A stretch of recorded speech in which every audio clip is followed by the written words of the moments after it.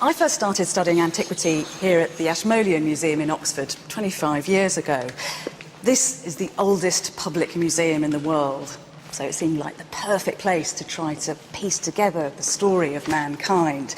Back then it was much dustier and more down at heel, but now it's had this amazing £61 million refit. It doesn't just house objects of beauty, it's an object of beauty in itself. Then when I was studying, one of the things that I was taught was that the ancient world ended in around about 390 AD, basically with the outlawing of paganism, and then magically modern history was born. Our first film explores a city that sits right on the cusp of that epoch-forming moment, the city of Alexandria. Alexandria was built on a dream, the idea that all knowledge could be stored in one place and the caretakers of that knowledge would have extraordinary power. The dreamer was Alexander the Great, and he physically laid out the footprint of the city by scattering barley flour in the sand. The men that came after him then invited in the greatest architects and engineers from the known world to make his vision flesh. Alexandria was a buzzing place. It was heaving with philosophers and scientists, with high priests and power brokers. And there's one person who sits right at the heart of that story. She's an unsung hero, or rather a heroine. This is somebody who should be a household name, and yet somehow she's been relegated to the footnotes of history. She's a scientist and a philosopher, a woman called Hypatia. And since I'm a fan of women, I'm going to give her an airing. So although it might seem rather perverse in a season that ranges right across the ancient world, we are going to begin at the end. It's the dog days of the 4th century AD, and the glories of the ancient world are about to come tumbling down in a tumult of prejudice and power grab, religious martyrdom and fire. Welcome to the beginning of the modern world.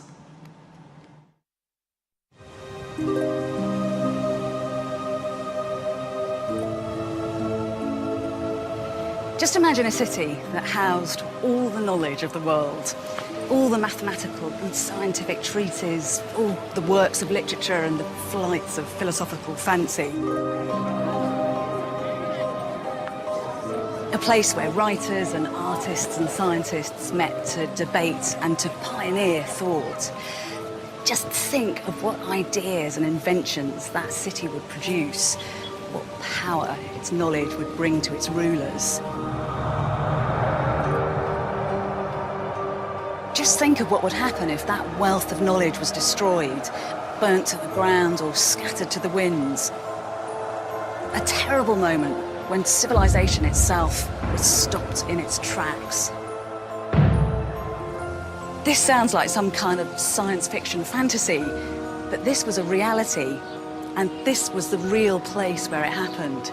A city where its secrets are hidden beneath the sea and beneath its streets. This is the city of Alexandria, and this is its extraordinary story.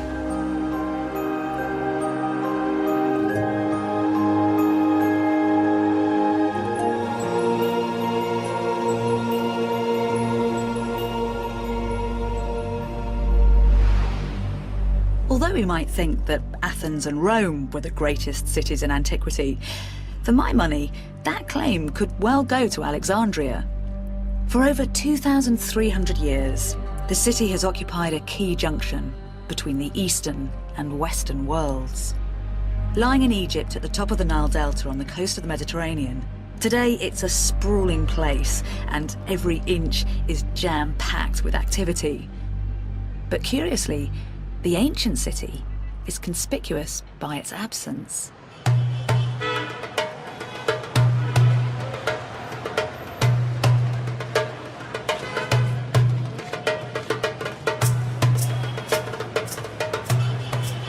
The modern city here really buzzes with life, but it can be a bit hard to get a handle on ancient Alexandria. You could spend weeks here without realising that this was once home to what was really a roll call of the great and the good of antiquity. Because it was here that Alexander the Great was buried. It was here that Cleopatra seduced Mark Antony and Caesar. and this was the home to one of the 7 wonders of the ancient world. Piecing together the scattered jigsaw puzzle, I'm going to explore the incredible story of this extraordinary city, where the Pharos lighthouse shone its beacon out over spectacular theatres, temples and colonnades. Monuments as grand as anywhere in the ancient world. It's colossal. You see the human scale. It's more than 13 meters high. Which combined the best of Greek, Roman and Egyptian design to create a dynamic hybrid culture. We're mixing and matching. We're being purely Alexandrian. We're taking what we want, sticking it together. We're open to everything. And most importantly, where intellectual advances, new philosophies, new sciences were a driving force of the city. And that's what makes this place so special. Although Alexandria was immensely wealthy, it didn't just sponsor grand monuments. It put an absolute value on wisdom. Because wisdom meant power, and it was Alexandria's ultimate ambition to become the most powerful city on Earth by capturing all the world's knowledge within its walls. An ambition which stemmed from its very beginnings and the vision of its founder.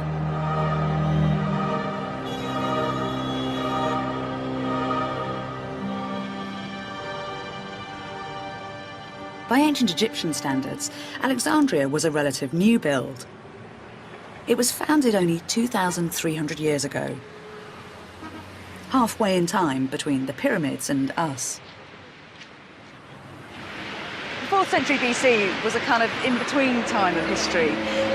Golden Age Athens had dimmed and Rome was still a provincial backwater. But a very unlikely corner of northern Greece was about to have a huge impact.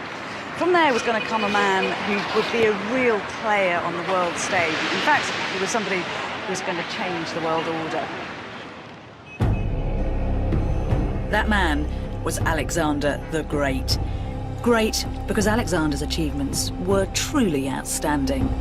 From provincial Macedonian beginnings, he united the Greeks as a nation, defeated the Persians, and set about creating the largest empire the world had ever seen.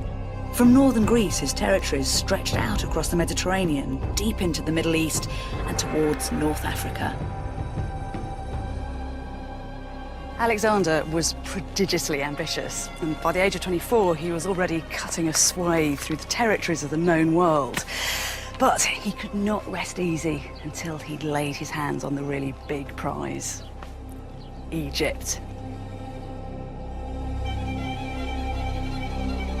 Because this was one of the most admired and envied countries in the whole of antiquity. The Nile River, which watered the land, gave it vast agricultural wealth, creating the manpower and resources to cover the land in glorious artworks and engineering triumphs. Even the Greeks, who thought they were culturally superior to everyone else and described anyone who wasn't Greek as barbaroi, barbarians, respected Egyptian achievements. The Greek father of history, Herodotus, said that nowhere else in the world were there more marvellous things, more works of unspeakable greatness. Such a rich prize was irresistible to Alexander. In 332 BC, he invaded Egypt and overcame the Persians, who dominated the Egyptian people for the past 2 centuries. But to seal his victory, he now had to win over the hearts and minds of the Egyptian people, whose unique religion and culture had been rooted in the land for over 3,000 years.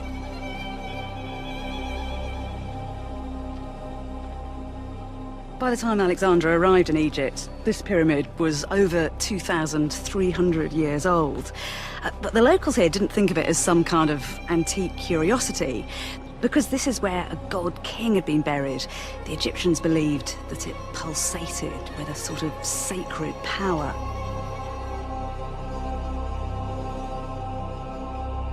Confronted with a culture so alien to his own, Alexander didn't underestimate the challenge that faced him. He realised he'd have to come up with an ingenious approach to get the Egyptians on side and accept his new Greek rule. And typically, when it comes to making sense of the story of Alexandria, the clues to how he did this are buried deep beneath the desert sands. So, had we been walking down here in Alexander's day, what would we have seen? You would have seen something quite different. It would have been far grander. You would have had these limestone, beautifully cut blocks, and you would have inscription, and there would have been a big processional way lined with sphinxes. So it would have been quite glamorous, not quite what it is now. I mean, was it typical to have things underground like this? For the ancient Egyptians, yes. I mean, the underground stuff is a good place for rebirth and resurrection and anything secret, so they used it a great deal. Oh, it's certainly pretty atmospheric. Yes.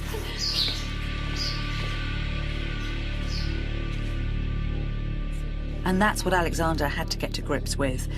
A culture which not only believed in life on Earth, but which was obsessed with life after death.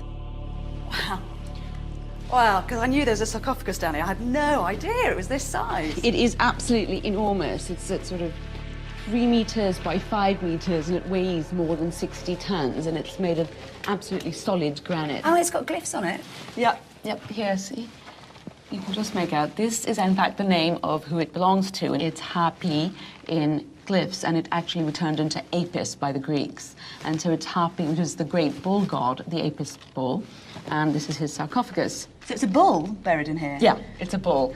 I just presumed, because it's so kind of glorious, it would be a human. No, it actually is a bull burial because this was the sacred incarnation of one of the Egyptian gods, and so he was buried here after his death.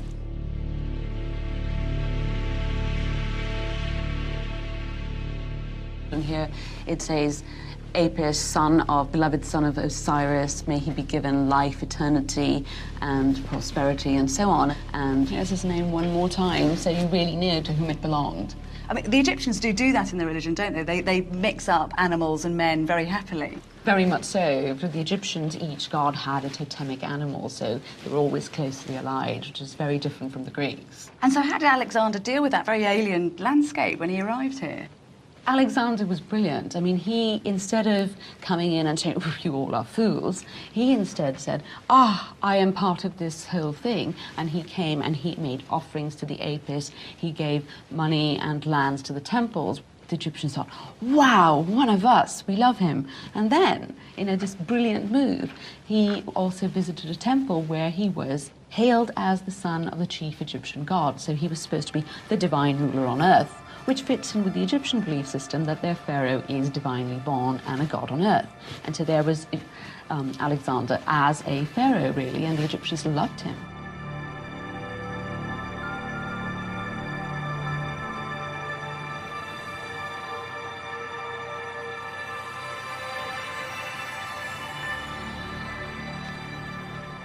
Alexander was canny. By choosing to embrace Egyptian customs rather than just stomp on them, he managed to effect a very sympathetic kind of regime change. The Egyptian people didn't think of him as one of them, but one of us. You know, he had done remarkably well. He'd realised his grand Egyptian dream, and now he was being celebrated here, not just as a conqueror or a king, but as a true living god.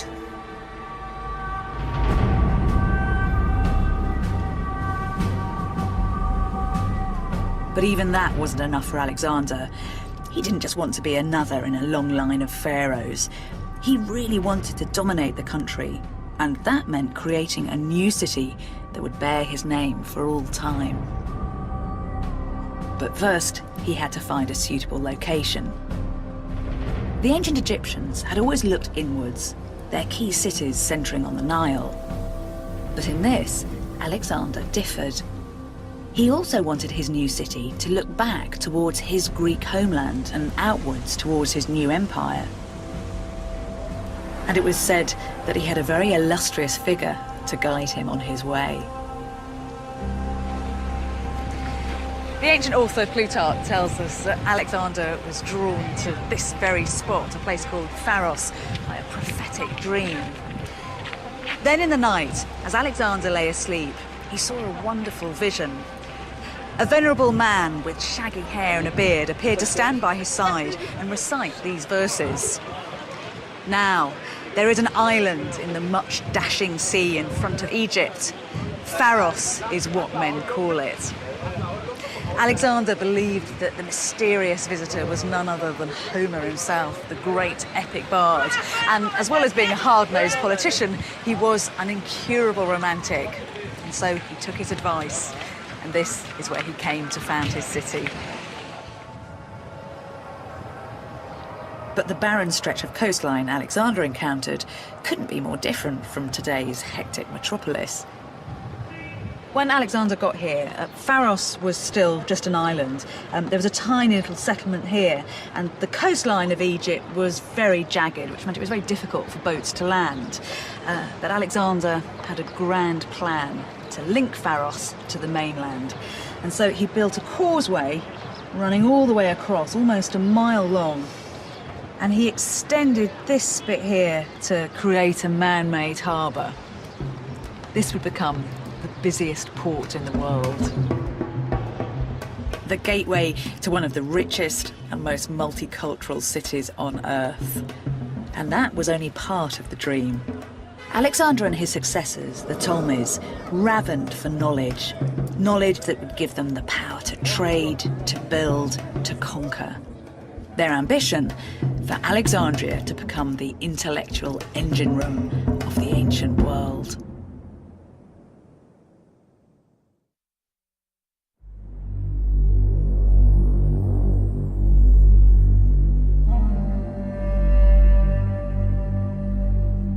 Ancient Egypt, land of the mighty pharaohs, living god kings whose people built fantastic monuments in their honor.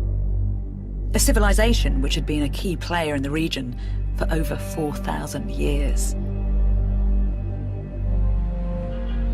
In the 4th century BC, the Greek Alexander the Great conquered this land, winning over the Egyptian people and making it his own, creating a new city in his name, Alexandria.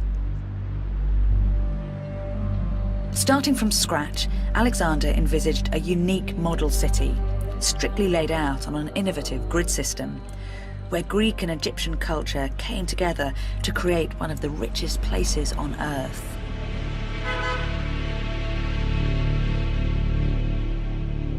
Today, so little is left above ground.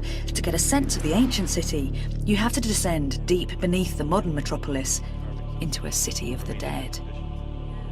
Well, I mean, they're fantastic, aren't they? Well, it's you know, typically Alexandrian. We've got this mishmash of different styles. Yeah. Got, you know, the Medusa purely Greek, the demon Greek, but then Egyptian elements.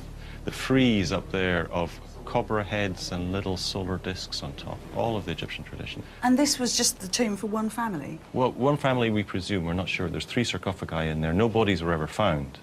The tomb robbers got here long before the archaeologists did. They might not have left any bodies, but they've got some pretty lifelike guardians to the tomb. Well, archaeologists over the years have presumed the statues on either side of the entrance represent the owners of the tomb.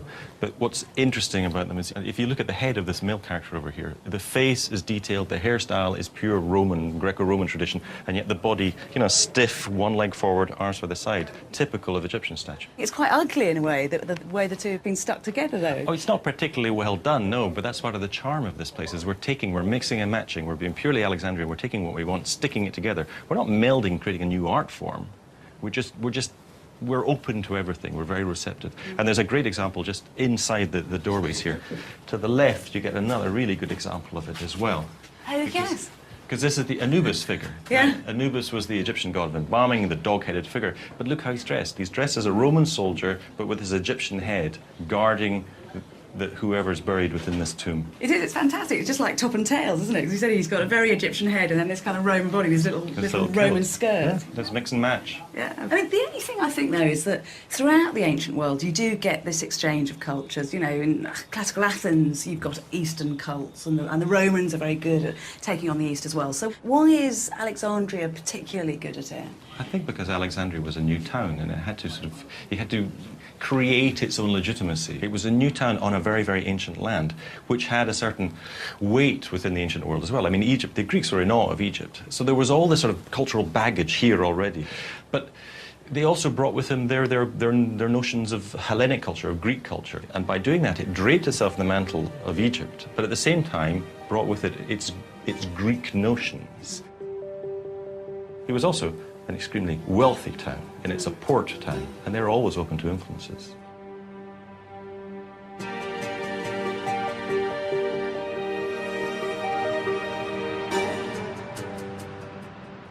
What you have to remember is that this was no ordinary city.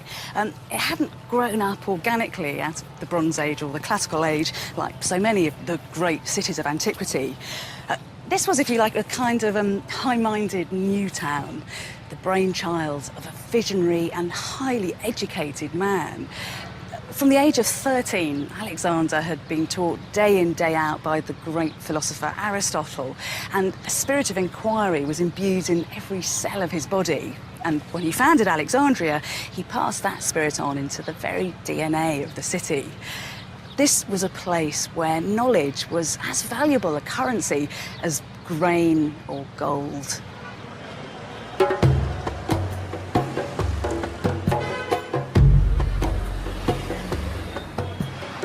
And in a precious archaeological oasis in the heart of the city, Com El Dika, archaeologists have begun to find the evidence to prove it. A Polish team have been working on a discovery which reveals exactly where Alexandria's ideas were played out. Here we are in one of the lecture halls. Probably it was one lecture from the complex of the university. It's really interesting. So you've got the lecture rooms right on the main street. Yes, it was the center of the social life in the late antique Alexandria.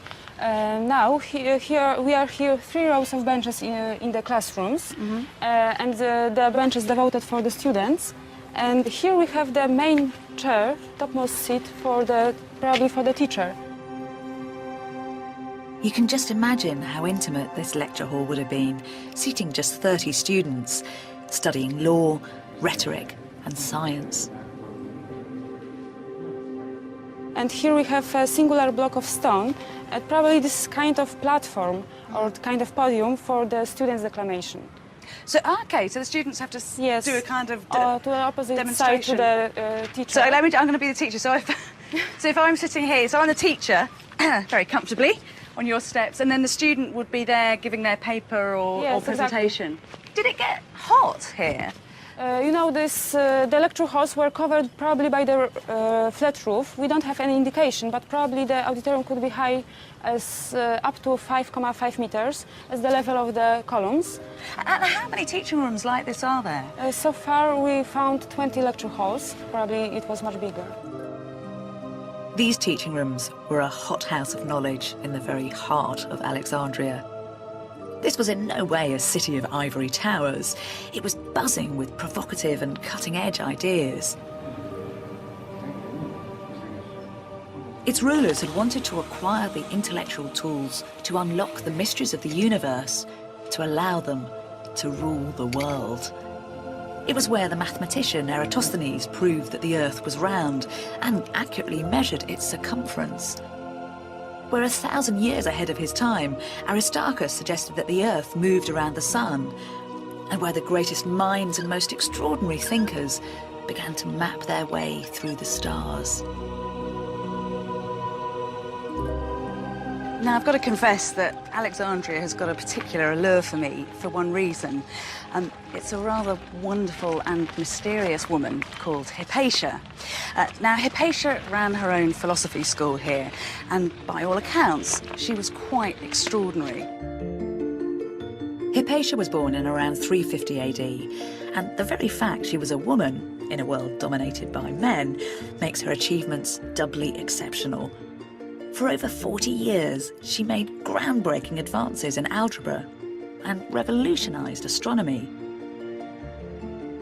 And correspondence from a fellow philosopher really sums up just how much she was valued. It's a collection of letters written to her by one of her former students called Synesius. The language used is very, very intimate, so you get a real sense of her character and just how respected she was. Synesius says, for instance, that nothing in the world is more wonderful than her, and that even in Hades, she is the only thing that he'll remember. Actually, she's been remembered by some others too. A crater on the moon's surface bears her name. A journal of philosophy is called Hypatia, and she's just been immortalised in a new film. agora.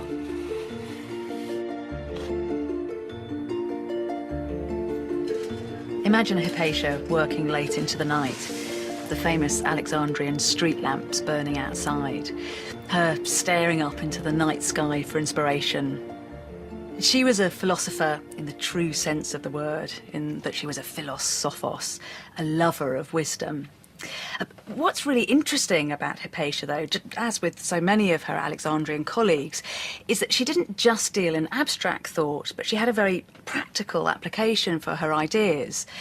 For instance, she used her mathematics and her geometry to redesign this amazing gizmo. It was really a kind of multifunctional instrument, the sort of iPod of her day, if you like. Only in her day, it had a much more romantic name, because this was called an astrolabe. And literally, that means a catcher of the stars.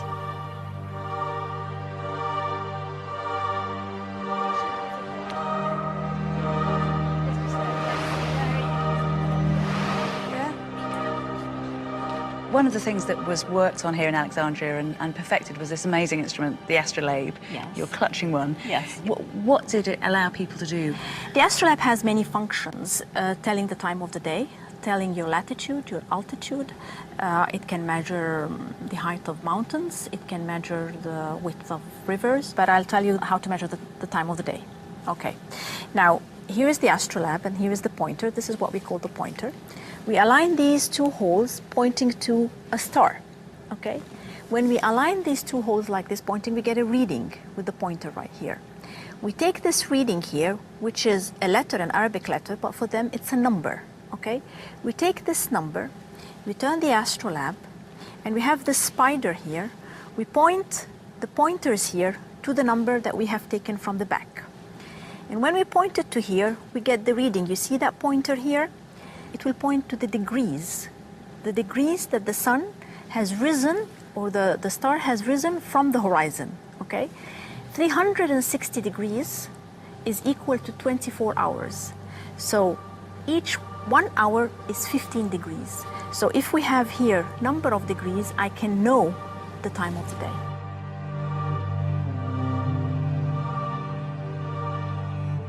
It's a very powerful instrument because it allows you to do all kinds of things. I mean, if you know the night sky, if you know your latitude, if you know the height of a mountain, you can explore, you can trade. It has actually changed the way they functioned.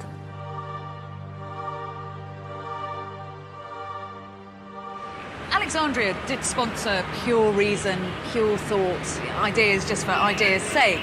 But it was also an immensely busy and practical place. The astrolabe, for example, was very beautiful, but when it was applied, it allowed men to trade and to travel and to conquer. The whole city was very enterprising and outward-looking, and that ethos was directly in line with the vision of its founder. Alexander had created a unique city, a central point between East and West, where the greatest thinkers not only explored pure thought, but applied their ideas to become real players on the world stage. The scale of Alexandria's intellectual ambition was immense. To house within its walls all knowledge, and with that knowledge, make its rulers the most powerful people on earth.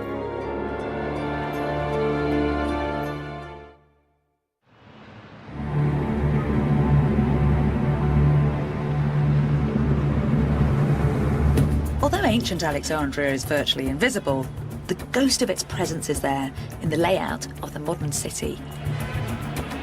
I'll tell you what is very exciting.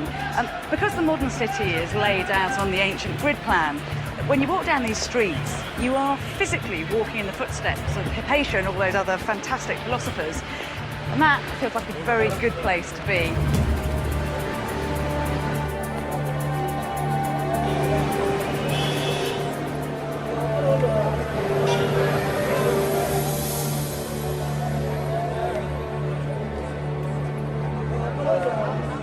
As a cultural melting pot with intellectual ambition, ancient Alexandria became a unique environment for scholarship. A place where the extraordinary thinker Hypatia, schooled in Greek thought, could also draw on Egyptian wisdom and Babylonian science to help her map the stars.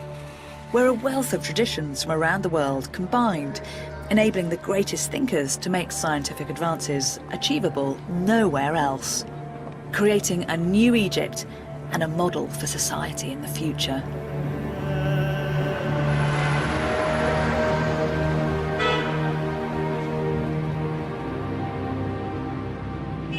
One of the great characters of medical history came to Alexandria. He was a man called Galen, and even though he travelled right across the eastern Mediterranean, it was the cosmopolitan conditions of this city that allowed him to make quite extraordinary advances. In fact, it was here he made scientific breakthroughs that wouldn't be bettered for another 1,500 years.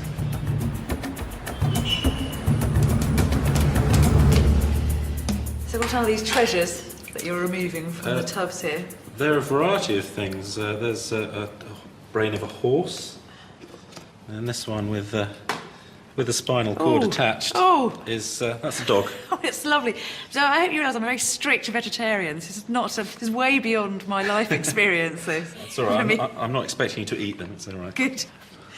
Just explain to me, because you're a veterinary anatomist, so why have you got a particular interest in Galen? It's really because of the brain, because I think Galen was the central mover in the history of studying the brain. He was the first person who realised what it was and what it did. And why was Alexandria such a key city for him? In the European part of the Mediterranean world, there were taboos and then eventually laws against chopping up dead people, dissecting dead people, which made life very difficult for him. So he had to use animals like these, where really what he wanted to know is he wanted to know about what was going on in humans. And this was much easier in Egypt because the Egyptians had much more of a tradition, and partly because of mummification, they had much more of a tradition of dealing with parts of dead human people and perhaps not worrying about it so much. But the brain wasn't of any particular importance to the Egyptians, because there are stories of them when they're doing the mummification, of them pulling the brain out through the nose, for instance. Yes, we don't know whether it's Herodotus who said that. We don't know whether that's actually true. You need an enormous nose to get a brain out through. But it's certainly true. The thing that the Egyptians and the Greeks had in common, neither of them thought the brain was very important until Galen came along. Aristotle said it was probably just the radiator for the heart. The heart creates all this heat, and the brain is just a way of radiating it away out of the body.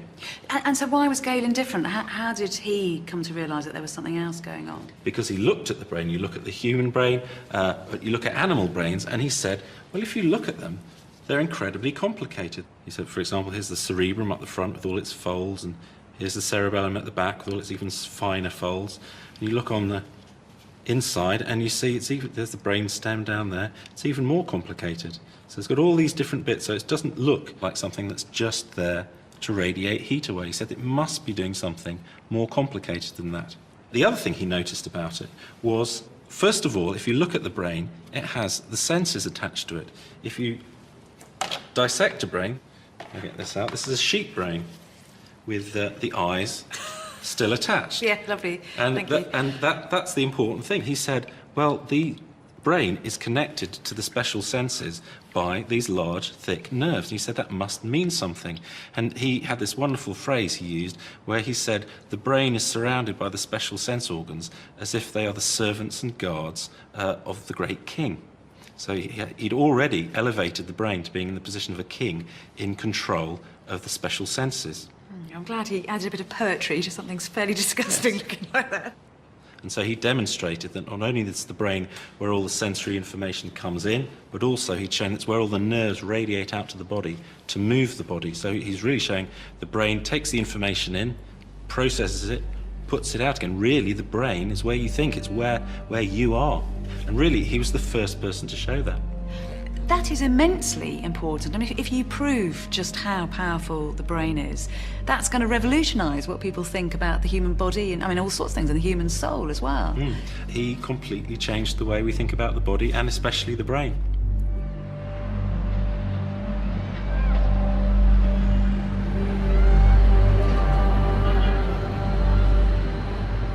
Alexandria created a buzzing environment where men like Galen and women like Hypatia could meet like minds and begin to reveal the workings of the universe.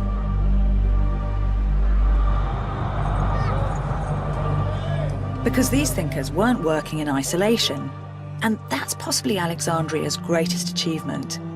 It had created an environment where great minds could gather to discuss and develop their ideas, the largest store of knowledge the world had ever known. Like so much of ancient Alexandria, its libraries have long since disappeared, but modern Alexandrians have begun to acknowledge their amazing heritage with a new state-of-the-art library capturing its predecessor's spirit. There had been collections of texts and books in other ancient cities, but the ambition of the library here was quite extraordinary. Alexandria wanted to be the repository of all knowledge on Earth, and so a copy of every single book in the world was to be stored here.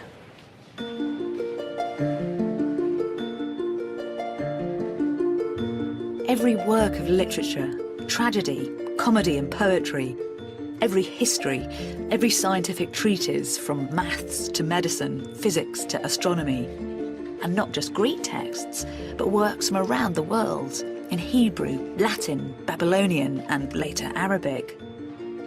Even today, putting together such a collection would be quite a feat, but this was the age before mass publishing.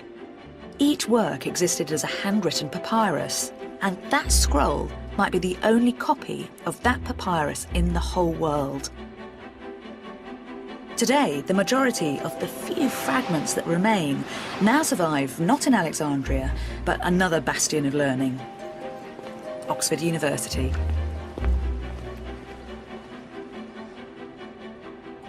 How many of these texts would there have been in the libraries? Oh, I reckoned 500,000. Everything from Homer, some of the earliest Greek papyri were texts of the Homeric poems, the Iliad and the Odyssey, to Plato, philosophy written in Greek on papyrus, to, in the later period, Arabic, and even earlier Hebrew. But the scale of ambition is extraordinary. So how, physically, how did they get the work into the city? They were sending people out to all parts of the Mediterranean. They had a list of the 9 canonical lyric poets that they wanted their works of, and they sent people to the festivals where their works had been composed, Olympia and Delphi, and they borrowed the official copy of the Athenian tragedies from the Athenians so that they could make a copy of it. Then they refused to give it back. So they were in some ways acting like antiquarian book collectors, in other ways acting like an institution building up a fundamental collection for scholars to work on. But if you've got this massive volume of work, how are they keeping tabs on it all? How are they organising it? They developed a system which was really the invention of the modern book catalogue. The Alexandrian scholar Callimachus invented the first book catalogue, which simply had an entry for author, title, genre, type of work, in this case comedy, and also the total for the number of lines at the end. Scribes were paid by the number of lines they copied. So here you can see the name of the comic poet Eratosthenes. You can just about make it out. Stephanos. And in Alexandria, are they mainly copying material, or are they actually adding to it? I mean, are you getting new scholarship there as well? Absolutely. They're constantly commenting on them. This is a copy of Plato's Republic, in which there's a tiny hand has been writing a marginal commentary into the margin, explaining and correcting the text. So you get the feeling of a kind of buzzing hive of readers and scholars working and operating on the text. It's so impressive, isn't it? So you've got the genius of Plato, then you've got somebody else centuries later adding their own ideas. Access to information enabled the Alexandrians to revolutionise scientific thought. But they also studied theology. It was in Alexandria that the Hebrew Bible was first translated into Greek. By understanding a wealth of cultures and beliefs, they had the power to master and control.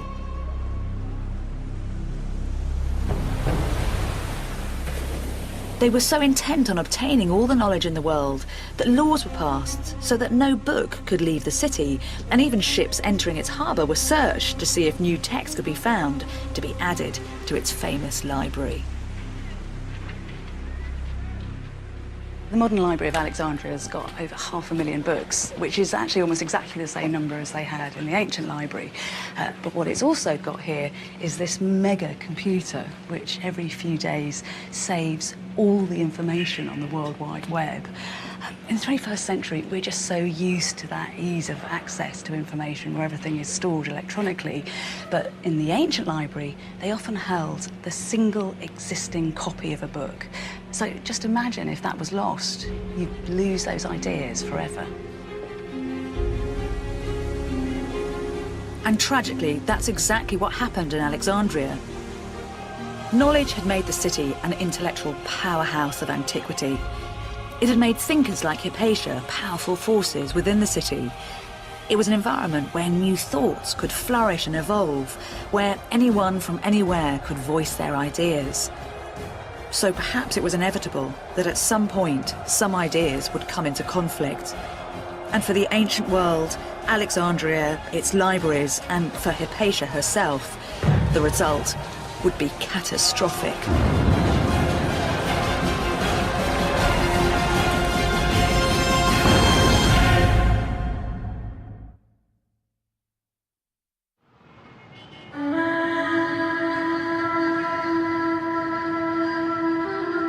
By the end of the 4th century AD, Alexandria had been flourishing for nearly 700 years, producing extraordinary thinkers like the philosopher and mathematician Hypatia.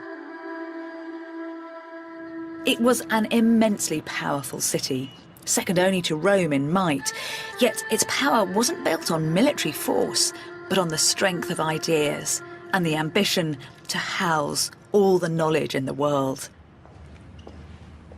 And that included beliefs from the latest school of thinking, the fledgling religion, Christianity.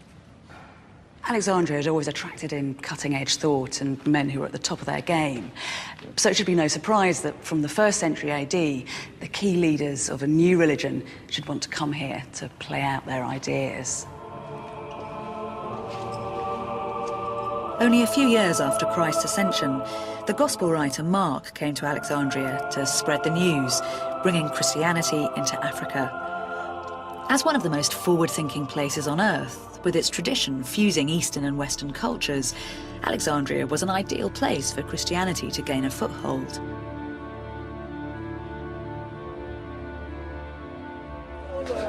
But reconciling a multi-faith environment with a religion whose followers believed exclusively in one God proved a testing challenge for the city. St. Mark himself died at the hands of pagans for preaching his faith. It was a foretaste of the violence to come. Yet, for centuries, Christians and pagans did manage to live alongside one another, happily, productively. The very early Christians spent a great deal of time and energy trying to square pagan and Christian thought. For instance, one of the most prolific early church fathers who lived in Alexandria said that the works of Plato and Aristotle and the Stoics were science tinged with piety as long as they were righteous.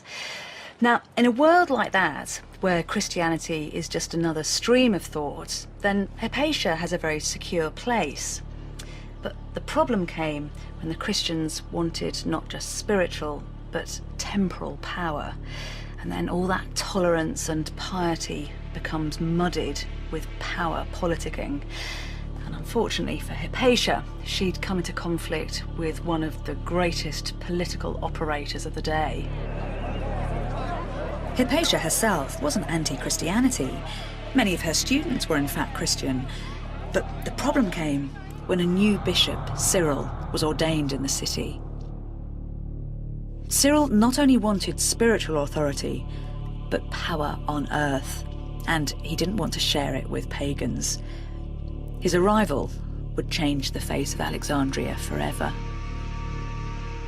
You walk into somewhere like the Caesareum, and you see what originally we built as an Egyptian and Greek temple, with all the heads removed from the statues. And the cult statue has gone, and in its place you have a huge cross looking down. And you see how people like Cyril could change a world. He is a man seeking power, And he wishes to gain control not just of the religious state, he wants to really run a theocracy, be in charge of everything. Hypatia is a wealthy, educated pagan. To him, that means witch. He puts around rumours about all of the objects she makes for astronomy, her instruments. Clearly, they're used for divination. Therefore, finding out what will happen in the future. It is black magic, and as such, she has to die. And in one contemporary account, we learn that it was Hypatia's work with the astrolabe in particular that sparked hatred against her.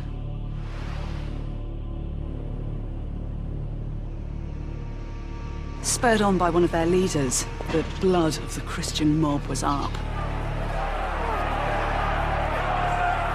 They started to seek Hypatia out through the city and found her driving through these streets on her way home.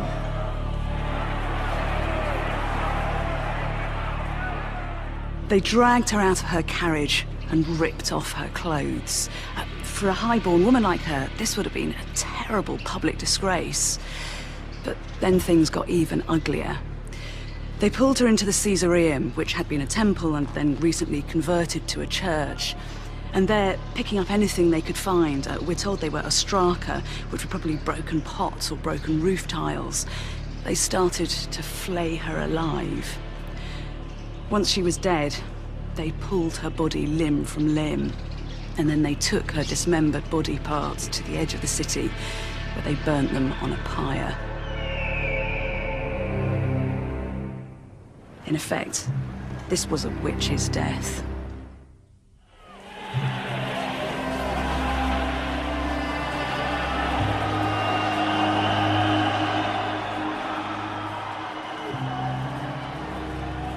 Hypatia's tragedy was the tragedy of Alexandria.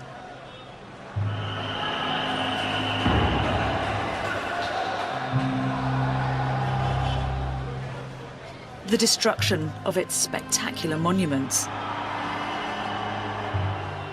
the desecration of its extraordinary libraries, and with that, the heartbreaking demise of the wealth of knowledge which had made it great for over 700 years.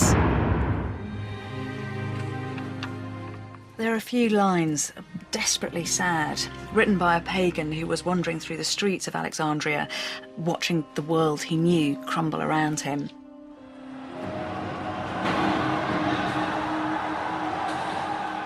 Is it true that we Greeks are really dead and only seem alive? And in our fallen state, we imagine that a dream is life.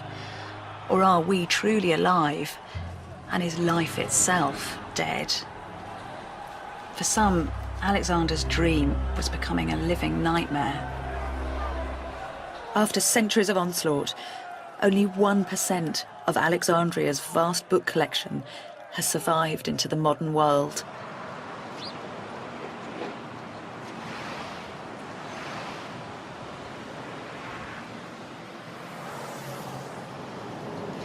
Rather bizarrely, one of the survivors of Alexandria's destruction has ended up here. It's that massive lump of red granite, the obelisk that we very affectionately now call Cleopatra's Needle. It was brought here from Egypt in 1878, but in its heyday, it stood just at the edge of the Caesareum, so it was only a stone's throw away from where Hypatia was killed.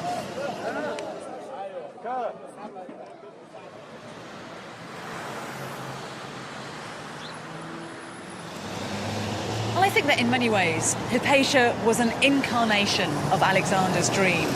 She was living proof that knowledge is power. She was immensely knowledgeable, and therefore the extraordinary city that she lived in allowed her a huge amount of influence. But the key word here is extraordinary, because Alexandria was a city less ordinary.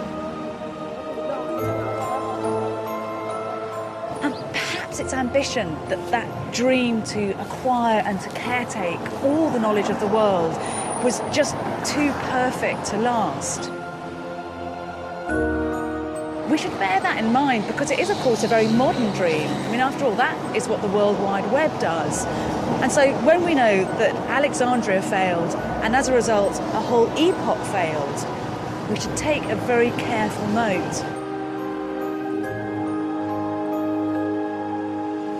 For that reason, we mustn't bury the memory of Alexandria, but celebrate it.